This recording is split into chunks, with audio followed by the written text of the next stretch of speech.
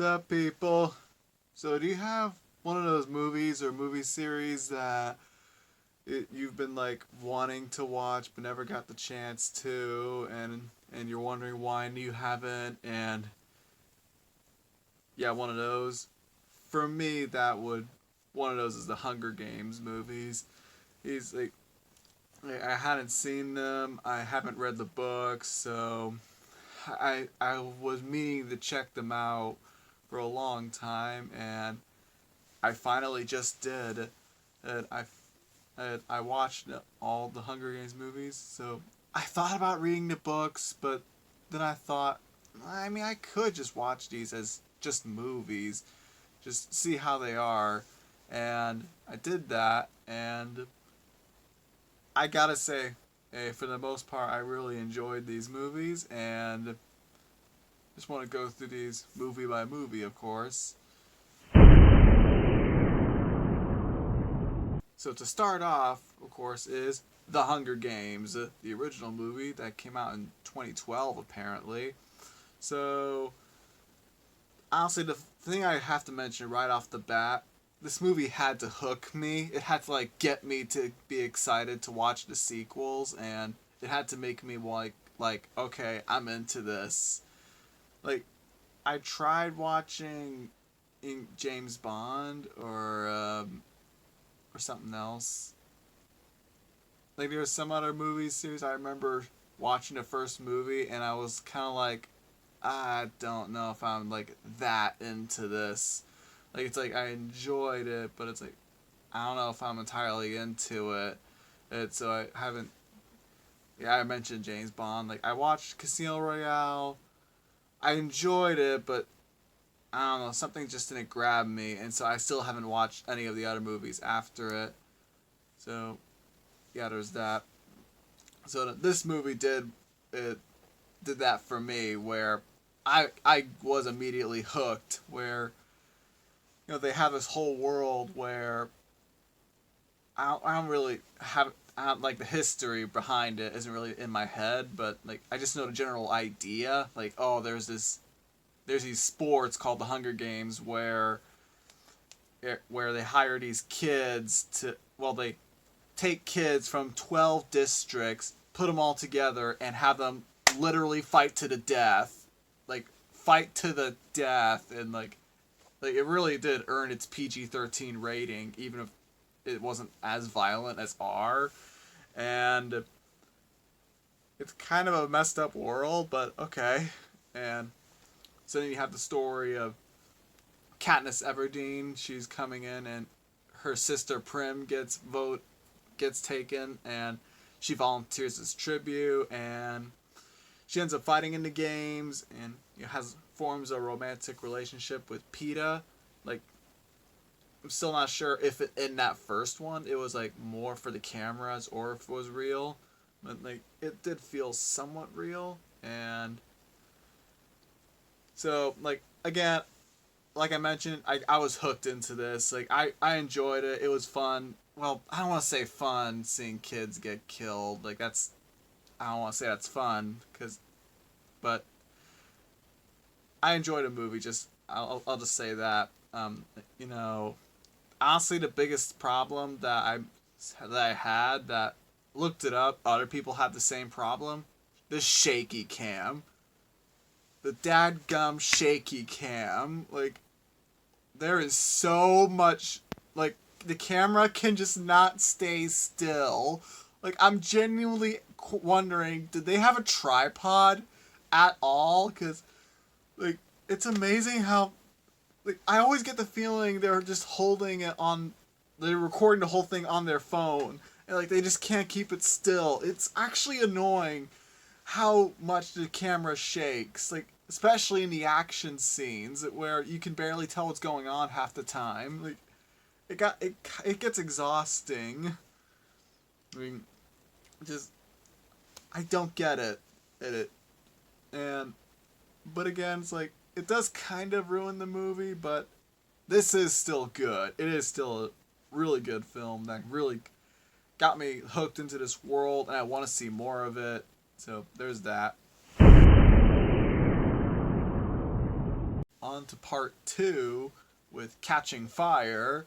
So with this one, on the director, the first one was something, I don't know what happened, but he didn't come back for any of the sequels. So this new guy directs all 3 sequels, and thank God there's no shaky cam.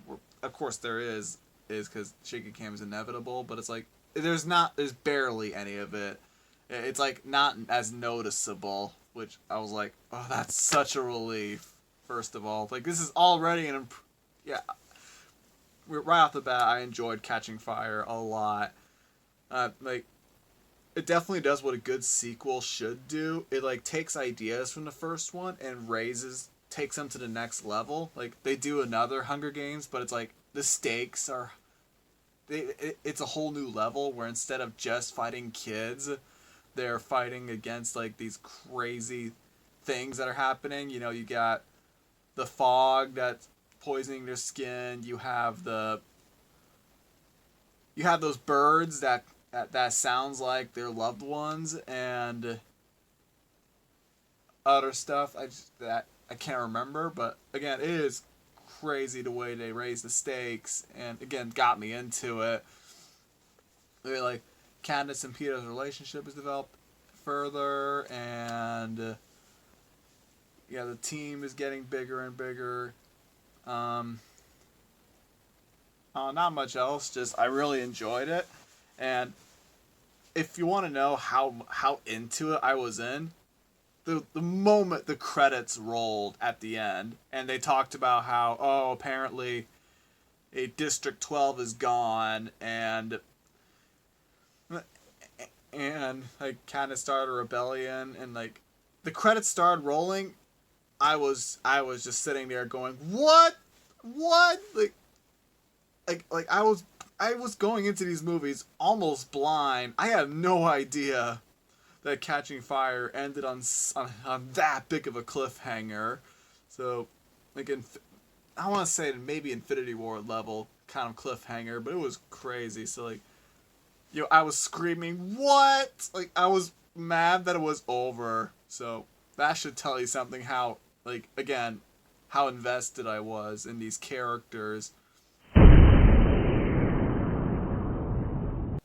Alright, so now we move on to the third film, or I guess third and fourth movies, Mockingjay Parts 1 and 2. So, there's a criticism that, this split in 2 parts. Like, they took a page from Harry Potter and the Deathly Hallows. They're like, they split that book into 2 films, and they did that with The Hobbit, too. So it's like, we can do it, too. Let's just split this into 2 parts, and I mean, again, I haven't read the book, so I don't know like how much was in there. But as 2 movies, as one long 4-hour movie, because I actually watched them back to back. Again, I really enjoyed it, and something I'll mention though, when I was rewatching Deathly Hallows, the 2 movies, I noticed the pacing was a little off. At the end of part 1 and then the beginning of part 2, the pacing just felt really wonky the way they got from here to there, and I think that's because that was the first time they had split a book into 2 parts.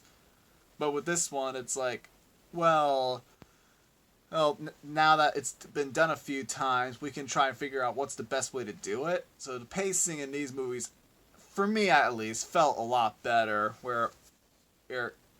I mean, I guess part 1 does end on a cliffhanger, but it's like, it didn't feel quite as jarring. So, at least, maybe that's just me, but it was a lot better for me here than Deathly Hallows. Even though I do think Deathly Hallows actually had a good reason, because there was a lot in that book, but I'm talking about the wrong story. And, so, in these 2 movies, you have actually, not much happens in part 1, now that I think about it. I think Katniss is hanging out. She's making... Well, they blow up the hospital. She's making speeches, and Peeta comes back, but he, like, lashes out at her. And, like, the moment, though, that Peeta was choking her and they knocked her out, and it cut to black, I genuinely thought the credits were gonna start rolling before it went. Oh well, we still gotta show them, Katniss recovering, and that's when the credits rolled. So I was like, oh okay, nah. But anyway, and then in part two, you of course have the whole thing where Katniss and these other people are going straight to President Snow. They're going to flat out execute him. And yeah, again, I'm into it. But like, I've grown I feel like at this point, I do feel like I know these characters, and like Finnick died at that one point, and that was sad. And then you have Snow coming in and asking for everybody to come over here, and he'll help all the people in the capital. But then all these bombs come. There's a firefight, and then bombs come down, and Prim dies. I'll be honest, the moment Prim died, I kind of felt like I kind of checked out. There was just something about the way she died that I just couldn't get over me. It's like, I get it, like Snow even mentions how it's unfair, but I don't know, just I was kind of upset with the way she died. Right? And then you find out, oh, apparently Coin actually released those bombs, and they reveal, oh, she's actually a kind of a messed up person. Like, she was gonna take over for Snow, and then Katniss ends up killing her, and the mob kills Snow instead. And the movie kind of ends on a somewhat depressing note with Katniss mourning Prim and then getting back with Peeta. Like, I guess he recovered, and then there's a time skip where they're married and have kids. I don't know. There's something about the ending that felt really depressing. Again, the second Prim died, I was kind of like, I don't know what to feel about the rest of this movie that's coming up. Like, just I get it. It's unfair. I get that, but like, I don't know. I just need like time to let some time to sink in. And so yeah, the ending kind of disappointed me, but it could have been better. But it's not the worst ending I've ever seen, though. And yep, that's all I gotta say, I believe, about the Hunger Games series. I really enjoyed these movies, and I'll gladly rewatch them sometime. They're like, not one of my favorite movie series, obviously, but this is a fun franchise to watch, and they'll probably get better as time goes on. Like, again, that ending, like, I need to let that sink in a lot longer. So that's about it, and peace.